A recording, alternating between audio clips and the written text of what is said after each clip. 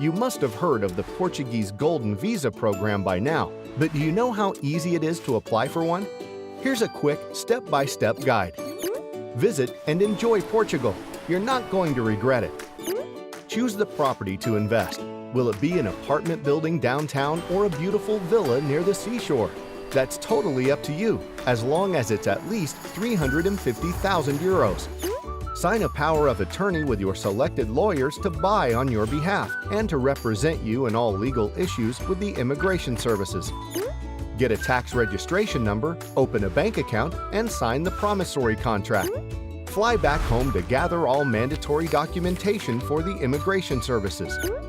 Send copies of the gathered documents to your lawyer. Relax while the Portuguese lawyers submit the documentation to the immigration services.